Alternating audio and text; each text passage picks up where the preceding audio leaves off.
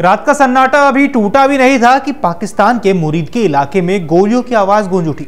आसमान में उठता धुआं, जलती गाड़ियों के लपटों के बीच सायरनों की आवाज दूर तक सुनाई दे रही थी। यह कोई आतंकी हमला नहीं था, बल्कि पाकिस्तान की सड़कों पर फूट पड़ा एक नया विद्रोह था। ऐसा विद्रोह जो अब सवाल खड़ा कर रहा है कि क्या देश एक और सिविल वॉर यानी कि गृह युद्ध की ओर बढ़ रहा है। नमस्कार, आप देख रहे हैं अमर उजाला। मैं हूं आपके साथ साहिल सुया।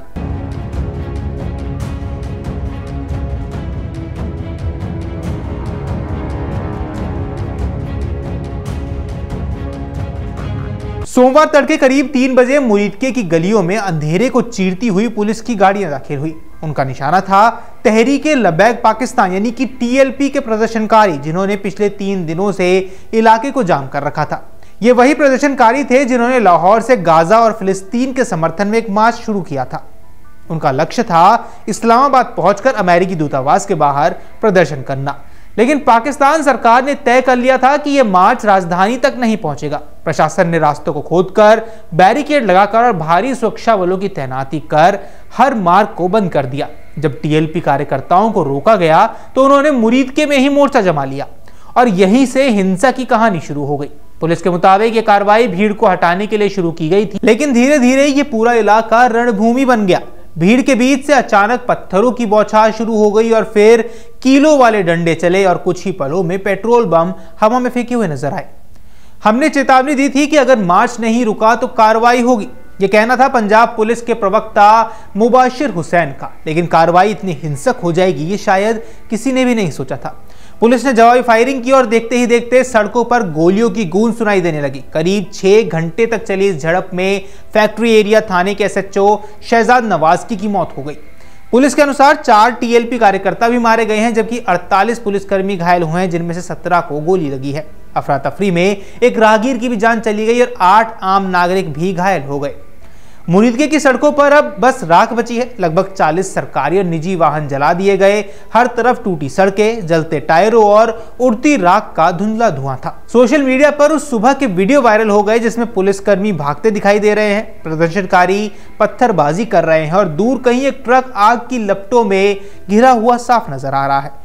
सरकार ने दावा किया है कि उसने सीमित कार्रवाई की, लेकिन जो तस्वीरें सामने आई हैं उन्होंने पूरे देश को हिलाकर रख दिया है। ऐसा लग रहा था मानो पाकिस्तान के भीतर पाकिस्तान ही जल रहा हो। यह विवाद किसी राजनीतिक नारेबाजी से नहीं, बल्कि धार्मिक भावनाओं के नाम पर शुरू हुआ एक आंदोलन था। तहरीके लबैक पाकिस्तान यानी कि टीएलपी पहले भी अपने कट्टरपंथी मांगों और हिंसक प्रदर्शनों के लिए चर्चा में रह चुका है। इस बार उन्होंने गाजा और फिलिस्तीन के समर्थन में मार्च की घोषणा की। टीएलपी का कहना था कि पाकिस्तान को खुलकर अमेरिका और इजराइल के खिलाफ खड़ा होना चाहिए, लेकिन पाकिस्तान की शहबाज शरीफ सरकार को डर है कि यह आंदोलन राजधानी में पहुंचते ही कहीं नियंत्रण से बाहर ना हो जाए। झड़प के बाद जब सुबह हुई तो मुरीदके से लेकर लाहौर तक दहशत का माहौल था। दुकानों के शटर बंद थे, स्कूलों ने बच्चों को पहली छुट्टी कर दी थी और माता पिता के मैसेज भेजे गए कि बच्चों को तुरंत घर ले जाए। रावलपिंडी और आसपास के कई इलाकों में इंटरनेट सेवा धीमी कर दी गई है। सोशल मीडिया पर अफवाहें फैल रही थी कि इस्लामाबाद की ओर भी टीएलपी समर्थक बढ़ रहे हैं। प्रशासन ने कई हाईवे और मुख्य सड़कों को भी बंद कर दिया है ताकि प्रदर्शनकारी आगे ना बढ़ सके। अब पंजाब पुलिस ने दावा किया कि उसने मुरीदके से भीड़ को हटा दिया है, लेकिन असल सवाल यह है कि क्या यह सिर्फ एक झड़प थी या आने वाले दिनों की चेतावनी भी थी।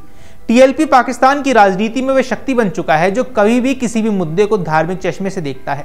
2021 में भी उन्होंने फ्रांसीसी राजदूत को देश से निकालने की मांग को लेकर राजधानी की ओर मार्च किया था, तब भी पुलिसकर्मियों की मौत हुई थी। आज वही संगठन फिर से सड़कों पर है और इस बार उनका गुस्सा सिर्फ सरकार से नहीं, बल्कि अमेरिकी नीति और इस्लामी अस्मिता के नाम पर वैश्विक स्तर पर फैल रहा है। सरकार की मुश्किल यह है कि वह ना तो इससे कट्टरपंथी संगठन को खुलकर कुचल सकती है और ना ही उसे बातचीत करने का राजनीतिक जोखिम उठा सकती है। हर बार की तरह अब भी प्रशासन ने दमन के जरिए हालात को काबू में बताया है, लेकिन जमीन पर उबलता गुस्सा कह रहा है कि यह कहानी अभी खत्म नहीं हुई है। एक स्थानीय पत्रकार की माने तो उन्होंने कहा कि यह अब सिर्फ एक प्रदर्शन नहीं रहा है। लोग बेरोजगारी, महंगाई और राजनीतिक अस्थिरता से पहले ही टूट चुके हैं। अब जब कोई आंदोलन धार्मिक नारे के साथ आता है तो भीड़ खुद जुड़ जाती है। वास्तव में पाकिस्तान इस वक्त 3 मोर्चों पर जूझ रहा है: आर्थिक संकट, राजनीतिक अस्थिरता और अब सामाजिक विभाजन।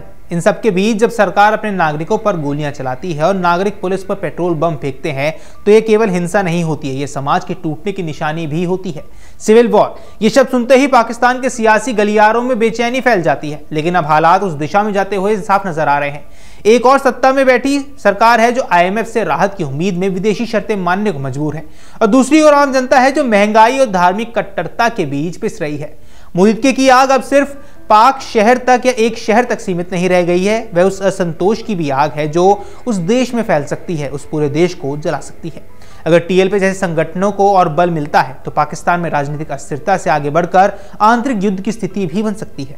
सुबह के 8 बज चुके थे, मुरीदके के आसमान में धुआं अब भी फैला था। बच्चे स्कूल नहीं गए, दुकानदारों ने ताले नहीं खोले और हर चेहरा बस एक ही सवाल पूछ रहा था कि क्या यही पाकिस्तान का भविष्य है। सरकार कह रही है कि हालात काबू में है, लेकिन जो आग सड़कों पर लगी है वह अब लोगों के दिलों में सुलग रही है, और अगर उसे बुझाया नहीं गया तो शायद पाकिस्तान सच में एक लाल आग में जलने लगेगा जहां भाई ही भाई का दुश्मन बन जाएगा। मुरीदके की ये कहानी सिर्फ एक दिन की नहीं है, बल्कि पाकिस्तान के भीतर पनप रहे असंतोष की झलक भी है।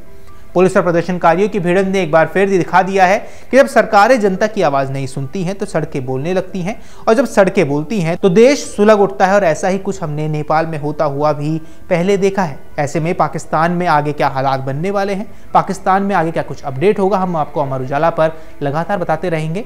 फिलहाल इस वीडियो में इतना ही। बाकी आपकी जो कुछ भी टिप्पणी है, जो कुछ भी राय है, जो कुछ भी कमेंट्स है, हमें जरूर बताएं कमेंट बॉक्स में। फिलहाल इस वीडियो में इतना ही। नमस्कार। अगर आप ये वीडियो YouTube पर देख रहे हैं तो हमारे चैनल को सब्सक्राइब कर बेल आइकन दबाएं, और Facebook पर देख रहे हैं तो हमारे पेज को लाइक करें।